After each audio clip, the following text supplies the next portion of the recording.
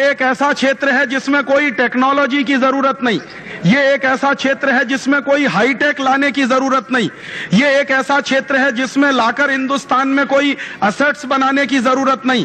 ये अकेला एक और एक ऐसा क्षेत्र है जो बहुत कम पूंजी निवेश से काम शुरू करा सकता है और इसी क्षेत्र में व्यापार बहुत भयंकर हो सकता है और मुनाफे बहुत भयंकर हो सकते हैं। आप तो स्वयं जानते हैं, आप LIC में काम करते हैं। LIC जब शुरू हुआ 1956 में भारत में, तो 5 करोड़ रुपए की पूंजी से यह व्यापार शुरू हुआ था और 5 करोड़ की पूंजी निवेश करके भारत सरकार ने जो लाइफ इंश्योरेंस कॉर्पोरेशन बनाया, आज उसमें हिंदुस्तान के लोगों ने अपना विश्वास प्रदर्शित करके 1,25,000 करोड़ रुपए की पूंजी जमा की हुई है।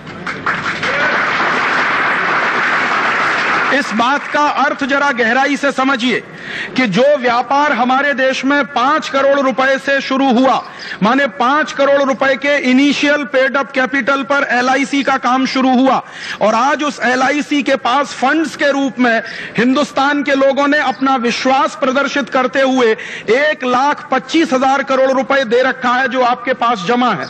इसका अर्थ यह है कि हिंदुस्तान के लोगों के मन में बचत करने की बड़ी भारी मन में संकल्प शक्ति है।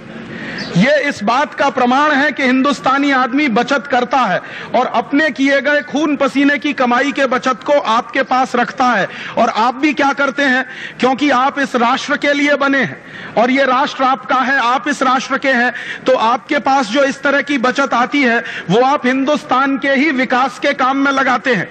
मैं देख रहा था कि इसी LIC ने हिंदुस्तान के विकास के काम में विद्युत के क्षेत्र में 10,000 करोड़ रुपए का निवेश किया है और इसी तरह से पानी के क्षेत्र में, माने हिंदुस्तान के लोगों को पीने का पानी उपलब्ध हो उसके लिए 10-12 हजार करोड़ रुपए का पूंजी निवेश, गृह के काम के लिए, हाउसिंग के काम के लिए। मैं कुल मिलाकर देख रहा था कि हिंदुस्तान की सामाजिक सेवाओं को बढ़ाने के लिए LIC ने लगभग 25 से 30 हजार करोड़ रुपए का इन्वेस्टमेंट अभी तक किया। माने लोगों की कुल जमा पूंजी आपके पास 1.25 लाख करोड़ है और वही जो पूंजी लोग जमा करते हैं उसी में से आपने अब तक लगभग 30,000 करोड़ रुपए का इन्वेस्टमेंट किया है जो देश के लोगों को सुविधाएं देने के लिए है, उनको बिजली की सुविधाएं देने के लिए, पानी की सुविधाएं देने के लिए। इसका माने ये है कि LIC जैसी कंपनियां या GIC जैसी कंपनियां या सर्विस सेक्टर की हिंदुस्तानी कंपनियां इसी देश के विकास के काम में अपना पैसा लगाती हैं।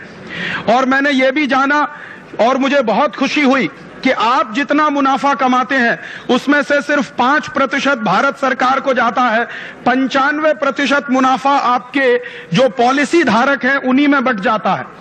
तो जो कंपनियां 95% अपने मुनाफे का पूंजी धारकों में बंटवारा करती हों, ऐसी कंपनियों के क्षेत्र में अगर विदेशियों को घुसाया जाएगा तो आप सोचिए कि क्या होगा इस देश का।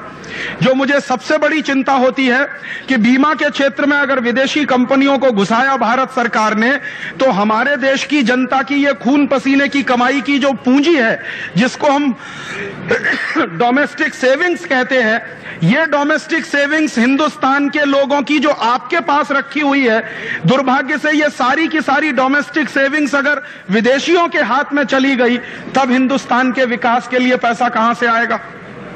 आप जानते हैं कि दुनिया के जिन देशों ने भी सच्चा विकास किया है वो अपने देश की घरेलू बचत को ध्यान में रखकर किया है। आप दुनिया के किसी भी विकसित देश का उदाहरण लीजिए, जैसे चीन का उदाहरण लीजिए। चीन ने आज तक 50 साल में जितनी भी तरक्की की है, उस तरक्की में सबसे बड़ा योगदान चीन के लोगों के घरेलू बचत का रहा है, डोमेस्टिक सेविंग्स का रहा है। आज दुनिया में अगर कोई एक और एक देश ऐसा है जहां पर डोमेस्टिक सेविंग्स सबसे ज्यादा है तो उसका नाम है चीन। चीन का एक साल का जो सारा का सारा GDP होता है, जो ग्रॉस डोमेस्टिक प्रोडक्ट का सारा उनका वैल्यू होता है, उसका 36% वहां सेविंग्स होती हैं। तो चूंकि उन्होंने अपने जो उत्पादन हो रहा है पूरे राष्ट्र में चीन के, वहां की उत्पादन के 36% तक के स्तर तक उन्होंने घरेलू बचत बनाई है और उस बचत ने चीन का विकास करने में महत्वपूर्ण भूमिका निभाई है। तो हम हिंदुस्तानी लोगों को यह बात गंभीरता से समझनी चाहिए कि कल को हमें भी अगर स्वावलंबी विकास करना हो, स्वदेशी आधारित विकास करना हो, तो यही घरेलू बचत है जो हमारे देश के काम में आ सकती है। कोई विदेशी कंपनी हमारा विकास करने के लिए नहीं आ सकती। हम हमारी पूंजी से ही अपने देश का विकास कर सकते हैं। आप जान लीजिए, दुनिया भर का नियम है कि आपका घर बनाने के लिए कोई विदेशी नहीं आएगा। आपको अपना घर बनाना है तो अपने अभिक्रम से, अपनी ताकत से बनाना होगा। ये विदेशी कंपनियां जो आएंगी वो भारत का विकास करने के लिए नहीं आएंगी। ये विदेशी कंपनियां आएंगी वो भारत से संपत्ति लूट कर ले जाने के लिए आएंगी। वो भारत का विकास करने नहीं आएंगे, वो अपना विकास करने के लिए इस देश में आएंगे। और उनको दिखाई दे रहा है कि यह बीमा का क्षेत्र इतना लाभ देने वाला क्षेत्र है कि बहुत कम पूंजी निवेश पर इसमें इतना भयंकर मुनाफा हो सकता है। आज LIC का कुल मुनाफा साल का 30-35 हजार करोड़ रुपए के आसपास है। तो अमेरिकन कंपनियों को यह दिखाई दे रहा है कि 5 करोड़ रुपए के पूंजी निवेश से LIC नाम की कंपनी हिंदुस्तान में 40 साल के अंदर अगर 30-35 हजार करोड़ रुपए का कुल मुनाफा कमा सकती है, कुल आय अपनी दिखा सकती है, तो अमेरिकन कंपनियां इस क्षेत्र में अगर घुस गई तो कितने हजार करोड़ रुपए का मुनाफा उनको हो सकता है। इस दृष्टि से अमेरिकन और यूरोपियन कंपनियां हिंदुस्तान में घुसना चाहती हैं। और दुख मुझे इस बात का है कि हमारे ही देश के नेता उनको इस काम में मदद कर रहे हैं और हिंदुस्तान में घुसाने के लिए रास्ता बनाने जा रहे हैं और संसद में एक ऐसा विधेयक लेने जा रहे हैं जो विधेयक के आधार पर हिंदुस्तान में विदेशी बीमा कंपनियों के लिए रास्ता खुलेगा और विदेशी लूट का एक नया अध्याय इस देश में और बड़े पैमाने पर शुरू हो जाएगा। इसलिए यह गंभीर बात है हम सबको सोचने के लिए। और मुझे यह लगता है कि आज हमने अगर पूरी ताकत लगाकर इस तरह की चीजों को नहीं रोका तो कल जानते हैं क्या होगा। आज वो बीमा के क्षेत्र में घुस रहे हैं, कल बैंकों के क्षेत्र में घुसेंगे, फिर शिक्षा के क्षेत्र में घुसेंगे, फिर स्वास्थ्य के क्षेत्र में घुसेंगे, फिर दुकानदारी के क्षेत्र में भी घुस जाएंगे, फिर छोटी मोटी जितनी सेवाएं हिंदुस्तान में है सब में विदेशी घुस जाएंगे। एक तरफ तो पूंजी के क्षेत्र में घुस चुके हैं, वो शेयर बाजार में तो घुस ही चुके हैं विदेशी, अब सेवा के क्षेत्र में घुसने की तैयारी है, वस्तुओं के क्षेत्र में सरकार उनको घुसा ही रही है।